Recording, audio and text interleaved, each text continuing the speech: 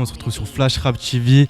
On se retrouve pour l'épisode 2 dans la saison 2 avec en compagnie de Bramsito. Comment ça va Bramsito? Ça va et toi, tranquille? Ça va, tranquille, ça fait plaisir de te recevoir ici. On va commencer un peu des présentations simples, basiques, je t'avoue.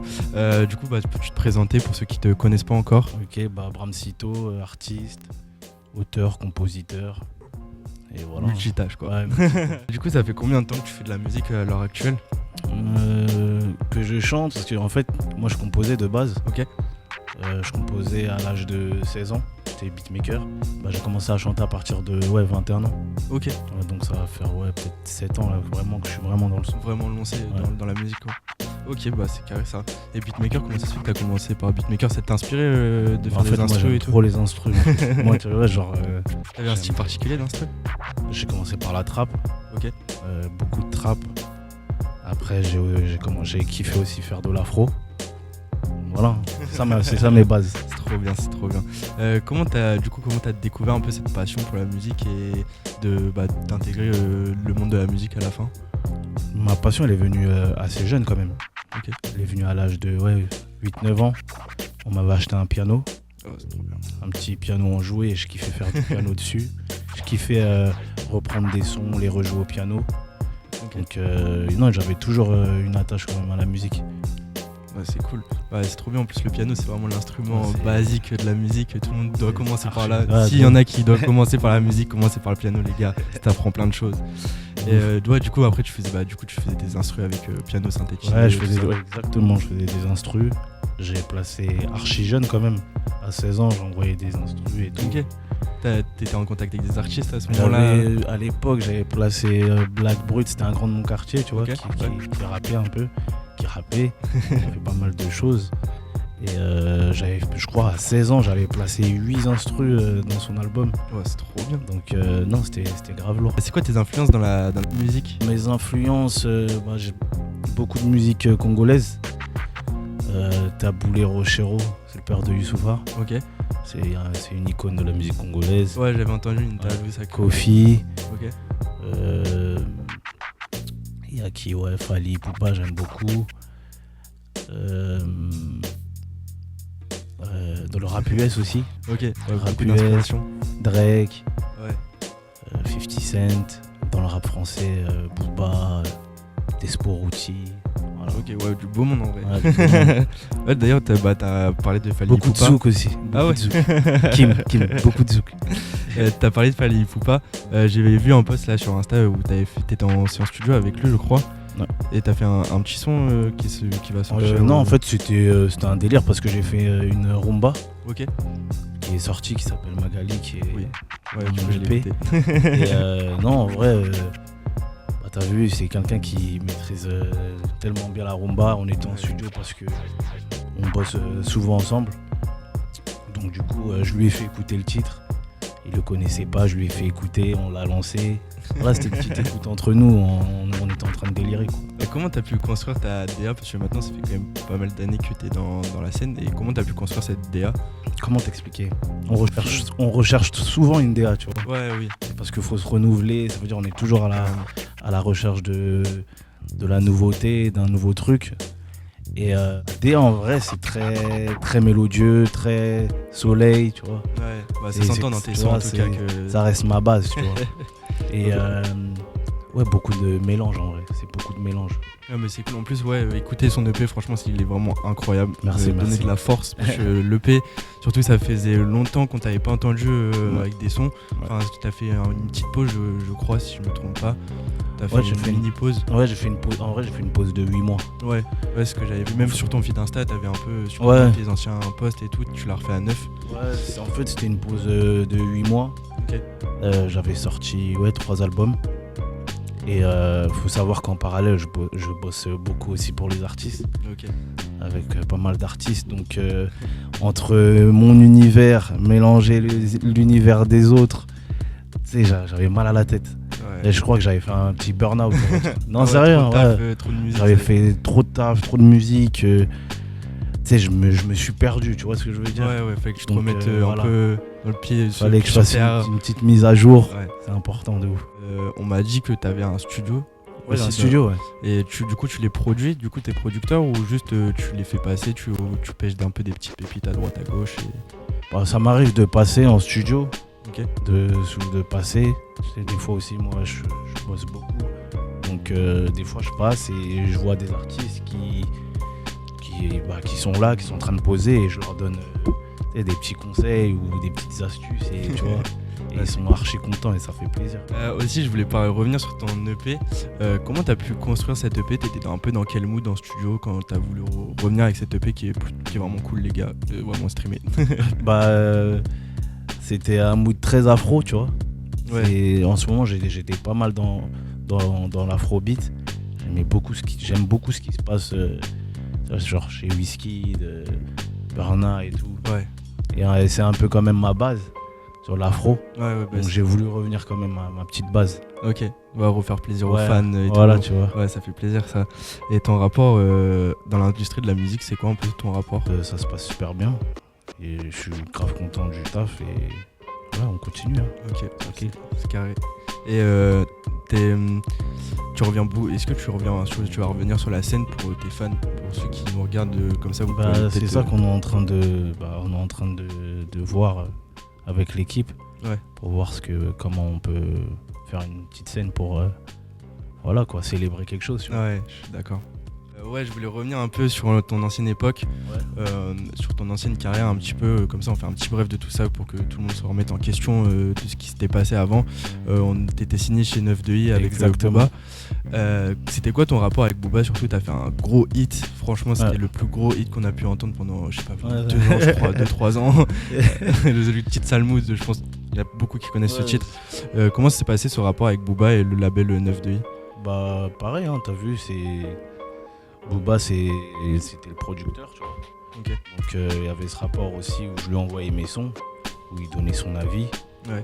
Et forcément avoir l'avis d'une pointure comme ça, ça fait toujours plaisir. Ouais, en plus surtout Booba c'est un mec qui donne, quand il pêche des petits artistes au début, il donne beaucoup de force. C'est surtout ça, c'est beaucoup de force. Ouais, et ça c'est cool. Il y a très peu de gens dans la musique qui donne cette force là, tu vois. Ouais, je suis carrément d'accord. Respect, tu vois. Et je pense même Booba à l'heure actuelle, là on pourrait même parler de SDM, tu vois, où il a donné grave de la force, et ça fait grave plaisir. Des petits artistes émergents qui arrivent sur scène et ils signent chez Booba, et en fait ils vont pas signer pour rien, c'est leur carrière décolle juste derrière. Il se passe quelque chose et c'est à toi aussi de faire le taf derrière, tu vois. Et comment t'as pu sur ce succès du son, genre du coup ta carrière elle a pris un autre tournant à ce moment-là. Comment t'as pu gérer un peu ce succès du jour, limite un peu du jour au lendemain en vrai? Du jour au lendemain, quand t'as un succès du jour au lendemain, c'est dur parce que t'es pas forcément préparé. Ça va vite, tout va trop vite. 2000 à l'heure et faut se dire c'est comment pour le prochain. Du coup tu retourner au charbon, c'est ça qui est vraiment dur. En plus les hits moi de ce que je vois, moi je suis un gros éditeur de rap du coup, et de ce que je vois sur les hits, en fait tu t'y attends même pas que ça soit le hit de l'année, genre. En vrai, je pense qu'on savait que ça allait plaire. C'était comme, on sait que c'est un gros son. Gros son. Mais de là à ce qui est, je sais pas, 180 millions de vues et qu'il y ait autant de streams et que jusqu'à aujourd'hui les gens ils en parlent, tu vois, c'est lourd. Et en plus, ce qui a suivi de Salmoud, il y a eu Criminel avec Niska, qui est un de ton plus gros hit, qui a vraiment pété aussi de tous les côtés. Le Covid aussi qui nous a... le Covid, on a tué un peu, mais au moins on a pu vous écouter aussi pendant le Covid, tu vois. Heureusement que la musique elle est là, tu vois, les streams ils sont là. On a pu voir même sur les stats, genre Salmoud a fait 80 millions de streams sur les plateformes, et t'as Criminel qui a dû faire 60 millions, un truc comme ça, vraiment gros hit. Et comment t'as pu, du coup, comment t'as contacté un peu Niska pour ce hit? C'était déjà prévu ce son, ou vous êtes vus et vous avez parlé ensemble? Non, je lui avais envoyé 2 sons, tu vois. En fait, dans cet album là, il y avait le son avec NASA, que j'ai envoyé à Niska, et Criminel. Et il a choisi. Il a dit vas-y, Criminel. Et après vous étiez en studio ensemble? Il a posé sa partie et voilà. Quoi la musique où t'as fait, où t'as pris le plus de plaisir à faire? Je vais te dire Magali, c'est dans mon EP. C'est une rumba et c'est trop dur. Les gens ils se rendent pas compte que faire de la rumba congolaise, c'est vraiment archi dur, archi compliqué. Et tu vois, comme j'ai grandi avec ça, ça m'a aussi facilité. Et j'ai fait du Bramsito et dans la rumba, tu vois. Ouais, ça t'a tenu à cœur, limite. Vraiment, ça m'a vraiment tenu à cœur. Okay. Bah là, on peut voir déjà sur la télé, il y a le clip Samokani, qui est vraiment réussi. Il est vraiment pas mal. C'est Mambi qui l'a réalisé. On lui passe le bonjour. Big up Mambi, c'est mon frérot. Franchement, le clip, quand je l'ai regardé, est vraiment lourd. Vous avez tourné dans la boîte, là, le moment où la boîte c'était ouvert à tout le monde, ou vous avez privatisé ça pour tourner? On est sorti. Et vous avez filmé comme ça. On a chill. Voilà, on a filmé. Cool. Ok. Qu'est-ce que tu penses un peu de cette nouvelle génération qui arrive, la nouvelle génération qui arrive dans la scène du rap? Bah, c'est lourd, hein, t'as vu, ils proposent quelque chose de différent. Donc, non, lourd. Hein. La nouvelle génération, mais beaucoup en artistes, les gens de l'ombre.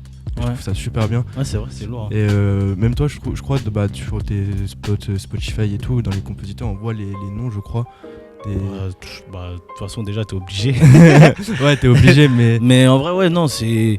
Déjà que moi-même qui est compositeur, j'ai un hit en tant que compositeur. Ah oui. C'est Daddy. Ok. De Booba SDM. J'ai composé dessus. Ah, c'est trop bien ça. Ça fait plaisir, tu vois. Ouais.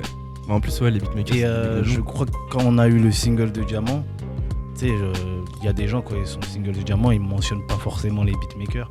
Et tu vois, Booba, il m'a shout out, quoi. Tu pourrais nous raconter ta meilleure rencontre dans la musique, dans le monde de la musique, ta meilleure rencontre? Il y a Booba. Ouais. Il y en a un peu trop. Il y en a beaucoup. Fali Poupa, Dani Santé. Ok. Il y a beaucoup de mecs. Hein. Ouais, en vrai, je capte. En vrai, ça c'est cool que ces gens-là ils peuvent donner des conseils. Parce qu'on peut se dire que dans ce monde-là où tout le monde peut se snober ou pas donner de conseils. Et en fait, ça c'est trop cool que les viewers, s'ils voient ça, c'est que en fait, tout le monde se donne de la force entre eux. Et ça, franchement, ça c'est lourd. Petite question simple, basique, le studio ou la scène? La scène. Pourquoi la scène? Parce que en vrai, c'est là où il y a la rencontre avec le public, en vrai. Ouais. Et ils sont en pétard quand tu faisais de la scène? Bien sûr, c'est beaucoup de joie. Non, c'est lourd, moi je kiffe en tout cas. Plein de frissons et tout. C'est une sensation incroyable. C'était ce que j'allais te dire, genre les frissons que tu dois avoir sur scène, c'est une dinguerie. Trop bien. Mais la scène, il y a 50-50. Hein. Ouais. Le studio aussi, c'est un terrain de jeu pour moi. Moi je suis un geek en vrai. Donc je kiffe de ouf. Comment tu pourrais définir un peu le succès en tant qu'artiste? Le succès en vrai, ça s'explique pas, je te jure en vrai. Ça s'explique pas, c'est. Tu la vis, non? Tu le vis en vrai, ouais, c'est ça. T'envoies un son où des fois, pour toi, il est juste bien et au final, tout le monde en parle. Et du jour au lendemain, t'es quelqu'un. Et ça s'explique pas le succès. Ouais. Est-ce que t'as des projets qui arrivent en ce moment, des clips d'un autre projet peut-être pour 2025 qui arrive? On est en train de voir avec l'équipe soit de faire une réédition pour l'EP. Ouais, Bigman, c'est ça? Ouais, okay. Pas mal de surprises. Ouais. Donc on est en train de bosser. Okay. On va reprendre, je pense, après les fêtes. Ouais, petite pause là. Tranquille. Aller voir la famille, etc. Et après, voilà, on va se remettre au taf. Ok, c'est cool ça. Ouais.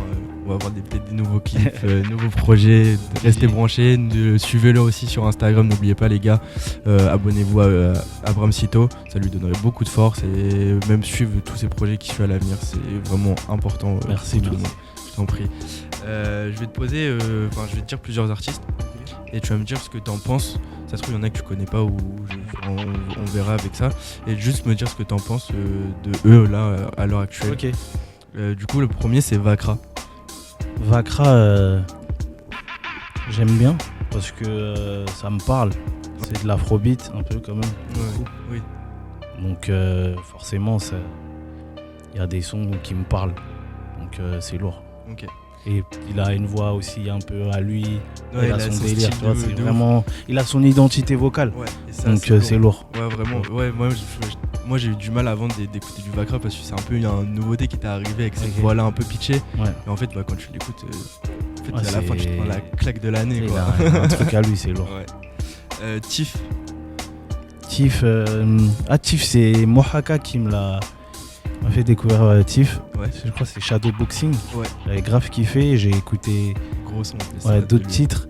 Et il a son univers en fait. Lui, c'est vraiment pour le coup un univers avec un peu le côté, je crois, c'est marocain en fait, tu vois. Ouais, c'est ça. Il a son petit univers à lui où il utilise des instruments du Maroc. Ouais.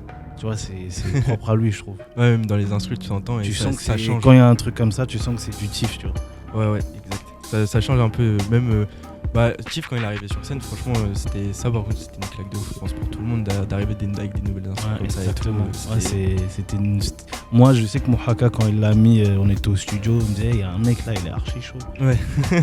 Je dis, ah ouais, fais écouter. Et je dis, ah ouais. Et surtout que Tiff, il est arrivé du jour au lendemain Ouais, sur la c'est scène ça, vraiment, française. du jour au Genre. lendemain. C'est fort. Venin, un mec de Nanterre, je sais pas si tu vois c'est qui. Je crois que c'est le son. Et Kayette, je crois. Ouais, exactement. Je crois que je connais que celle-là. Et elle rentre en tête. Hein. Ouais, de ouf. Après, c'était sur TikTok, c'était devenu une grosse traîne. Ouais. Je sais pas si t'as vu ça sur les réseaux. J'ai pas vu, mais c'est un son qui tourne en radio. Ouais. Je crois que j'ai vu des chiffres à lui. Je sais qu'il a peut-être 4-5 sons, peut-être. Ouais. J'ai pas écouté, mais il fait un beau parcours pour le moment. Même lui, c'est un peu le même truc que Chief. C'est genre, il arrive sur la scène française du jour au lendemain. Et tu vois qu'il fait des millions de streams sur les plateformes. Ça sent qu'il a son délire à lui. Ouais. Ouais, en tout cas, écoute, franchement, c'est vraiment incroyable ce qu'il fait. En plus, il va sortir un album dans pas longtemps, donc SDM. Non, c'est très fort. Il rappe, il chante. En mélo, il est chaud. En rap, il est chaud. T'en as pensé quoi d'ailleurs de SDM dans Nouvelle École dans la saison 2 si t'as regardé? Il avait des bons avis et même le choix de faire gagner Youssef, exactement. C'est lourd parce que ça permet aussi de montrer que le rap c'est pas que du rap mainstream, tu vois, il y a aussi d'autres codes, tu vois. Ouais, surtout Youssef qui nous a fait, il a cassé le code de la finale où il devait faire un hit, il t'a pas fait de hit. Il vient, il rappe un truc bien sensé un peu. Ouais, de ouf. Donc c'est lourd. En plus, ils hésitaient avec Dadji, mais Dadji, on savait que dans tous les cas, peu importe avec une Nouvelle École, c'est un mec qui allait péter. Faire de la musique mainstream, donc c'est bien de montrer aussi la vraie image du rap.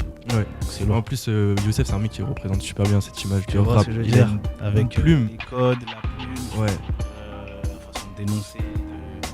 C'est les vrais codes. Ouais, c'est ça. Ouais, ça faisait longtemps qu'on n'avait pas entendu ça. Tu dénonces quelque chose en plus. Dans le rap, on n'entend plus quelqu'un qui va dénoncer un tel sujet. Exactement. Et là, qui reviennent avec ça. Et tu vois le mec, même sur son hit à la fin, enfin, hit, grand mot, mais dans Nouvelle École, il t'a. Il s'est fait des frissons. Ouais, de ouf. J'ai vu ça. Tchakola, lourd aussi. Hein. Ouais. Lourd de ouf. Là, c'est un peu le numéro 1 français dans la méo. Ouais, non, il est chaud. Je pense qu'il y aura un feat entre vous. Je sais pas, mais. Vous avez le même univers en tout cas, c'est ça. C'est lourd, c'est très lourd. Et Renoir, pour terminer. Lui aussi, il est arrivé du jour au lendemain. Ouais, oui, vraiment. Je trouve aussi qu'il a une bonne plume, je trouve. Il a aussi un univers assez sombre. Ouais. Ça manquait un peu dans le rap aussi. Ouais, de retrouver ce côté un peu rue, très rue, tu vois. Ça manquait, je trouve. Et voilà. En plus, il représente bien ce côté-là, mais le mec qui est issu des quartiers, mais qui a réussi à maintenant à l'heure actuelle. Mais lui, il est arrivé direct en tête d'affiche, non? Voilà. Ouais. Tu vois ce que je veux dire? Il y a des évolutions où tu arrives. Tu vois, on sent que c'est la haine, que truc, tu montes. Tu vois ce que je veux dire? Lui, il est arrivé direct, truc, montre Rolex, tac, bateau. Tu vois ce que je veux dire? Il a pas eu le temps. Trop chaud. Non, c'est lourd. Il arrive, ouais, c'est vrai, ses clips, il était déjà en full Rolex, full yacht. Enfin, il arrivait avec des clips de fou quand même. Tu suis un peu des artistes émergents qui vont sûrement péter là dans cette année ou bientôt. Des artistes émergents en vrai, qui sont encore un peu underground mais qui vont monter. J'en ai pas là en tête là. J'en ai pas, j'écoute pas trop de. Tu sais, quand je suis en mode EP et tout, projet, j'essaie pas trop d'écouter. Ouais, ce qui se fait à l'heure actuelle. Ce qui se passe, tu vois, parce que sinon ça va m'influencer indirectement. Mais non, là j'en ai pas en tête là. Que t'avais déjà fait des feats avec du coup des jeunes artistes que t'as pu faire pousser en faisant un feat avec eux ou pas? Je dirais pas que c'est un jeune artiste, c'est qu'il est juste un peu plus underground. C'est Cosdar, ok, un frérot à moi. Et voilà, on s'est donné de la support. Ouais, ça c'est lourd. C'est lourd, j'aime bien ce qu'il fait de ouf. Ouais. Donc forcément, voilà, on a fait un feat. Hein. Quand tu écris tes musiques, tu as un message particulier à faire passer à tes fans? J'aime bien faire passer différentes émotions. Tu sais, quand tu écoutes, je sais pas moi, Baya, t'écoutes Samoukani, c'est beaucoup d'émotions différentes en fait. Ouais, tu as envie de t'enjailler et après tu as envie de rester calme. Tu peux écouter un son, je sais pas moi, sur Paname, avec ta baby. Tu vois, c'est beaucoup de moods en vrai, moods différents, d'émotions, je suis plus dans ça. Bah ça s'entend en vrai dans ton EP que t'as vraiment plusieurs émotions qui peuvent venir en tête. Des fois tu peux avoir de la joie et des fois tu peux être en mode de tout poser avec ta meuf, au bar. Ouais. Et en vrai ça c'est lourd dans ton EP que t'es plein de... Enfin ça reste ton style, tu fais un peu de mélode, tu parlais d'afro etc. Et de mélanger toutes ces émotions à la fin en fait tu dis que bah l'EP...